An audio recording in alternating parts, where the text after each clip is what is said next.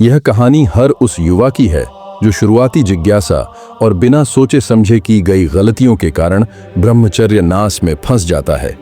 यह आदत धीरे धीरे मनुष्य की ऊर्जा, आत्मविश्वास और मानसिक शांति को खत्म कर देती है। आपकी की इस स्थिति को सुधारने के लिए यह कहानी आगे प्रेरणा का विषय बन सकती है।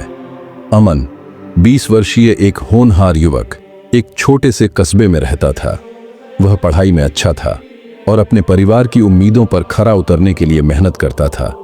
लेकिन जैसे जैसे उसने कॉलेज में कदम रखा, उसका जीवन धीरे धीरे बदलने लगा। कॉलेज में अमन ने एक नई दुनिया देखी। स्मार्टफोन और इंटरनेट की आसान उपलब्धता ने उसे सोशल मीडिया और मनोरंजन की ओर आकर्षित कर लिया। शुरू में वह इनका उपयोग सिर्फ ज्ञान प्राप्त करने के लिए करता था, लेकिन धीरे धीरे वह इसका आदी हो गया। एक दिन उसके दोस्तों ने उसे कुछ अनैतिक सामग्री दिखा दी। पहली बार यह देखने पर उसे अपराध बोध हुआ, लेकिन इसके साथ ही उसमें एक अजीब सी जिज्ञासा भी जागी। उसने सोचा कि यह केवल एक बार की बात है, लेकिन वह यह नहीं जानता था कि यह एक गहरी आदत में बदलने वाली है। धीरे धीरे वह नियमित रूप से इन चीजों को देखने लगा। अमन को यह समझ नहीं आ रहा था कि यह आदत उसके मन और शरीर पर कितना गहरा प्रभाव डाल रही है। उसे लगने लगा कि उसकी पढ़ाई पर से ध्यान हट रहा है। वह अक्सर अकेले रहकर अपना समय बर्बाद करता और बार बार इन आदतों की ओर अमन ने महसूस किया कि उसकी ऊर्जा खत्म हो रही है। वह हमेशा थका हुआ और कमजोर महसूस करता। उसकी आंखों के नीचे गहरे काले घेरे पड़ने लगे थे। उसे पढ़ाई में फोकस करने में मुश्किल होती और वह हमेशा अपने मन में अपराध बोध और पछतावे से घिरा रहता। मानसिक रूप से वह बहुत तनाव में था। उसे यह एहसास था कि यह आदत गलत है, लेकिन वह इसे छोड़ने की कोशिश करता तो कुछ समय बाद फिर से उसी चक्र में फंस जाता। उसने कई बार खुद से वादा किया कि वह इस आदत को छोड़ देगा, लेकिन हर बार उसकी इच्छा शक्ति हार जाती। अमन के दोस्तों और परिवार ने भी उसके व्यवहार में बदलाव देखना शुरू कर दिया। वह पहले की तरह खुशमिजाज और आत्मविश्वासी नहीं रहा। वह लोगों से मिलने जुलने से बचने लगा। उसकी यह आदत एक नशा की तरह बन गई थी, जो उसके जीवन पर हावी हो चुकी थी। वह जितना इसे रोकने की कोशिश करता, यह उतनी ही तेजी से उसे जकड़ लेती। अमन के लिए यह समझना मुश्किल था कि उसकी आदत सिर्फ एक मनोरंजन नहीं, बल्कि एक मानसिक और शारीरिक गुलामी बन चुकी है। वह बार बार इसे छोड़ने की कोशिश करता, लेकिन उसका दिमाग उसे बार बार उसी ओर खींच ले जाता। अमन का जीवन धीरे धीरे बदलने लगा जब उसने महसूस किया कि उसकी इच्छाओं के कारण उसकी ऊर्जा और एकाग्रता खत्म हो रही थी।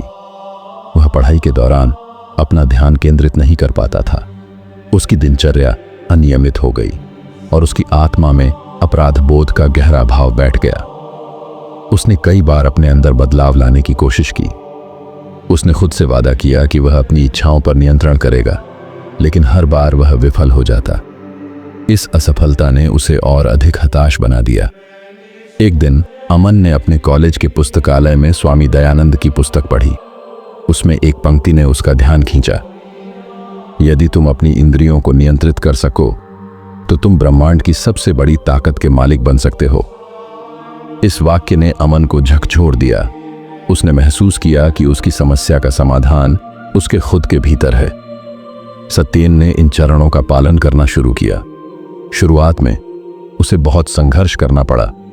ध्यान के दौरान उसका मन बार बार भटकता था और पुरानी आदतें उसे अपनी ओर खींचती थीं, लेकिन उसने हार नहीं मानी। उसने एक डायरी बनाई जिसमें वह हर दिन अपनी प्रगति को लिखता था। उसने महसूस किया उसके स्वास्थ्य में धीरे धीरे सुधार आ रहा था। उसे अब पहले जैसी थकावट महसूस नहीं हो रही थी। अमन ने एक दिन मिरर में अपना चेहरा देखा। वह ठिठक गया। उसके चेहरे पर एक अलग ही चमक थी। पहले जो गहरी थकावट और तनाव की लकीरें थीं, अब वे कहीं गायब हो चुकी थीं। वह अपनी आंखों में एक नई ऊर्जा और आत्मविश्वास महसूस कर रहा था। क्या यह मैं हूं? ब्रह्मचर्य का महीना पूरा हो चुका था। उसका मन स्थिर हो गया था और सबसे बड़ी बात यह थी कि वह अपने अंदर एक अद्भुत आत्मिक शांति का अनुभव कर रहा था। अमन का मन बहुत प्रसन्नता से भर गया था। उसने खुद से अनुभव किया, अगर सिर्फ एक महीने में मेरे अंदर इतना बदलाव आ सकता है, तो अगर मैं इसे जीवन भर अपना लूं तो मेरे अंदर कितने अद्भुत परिवर्तन आ सकते हैं।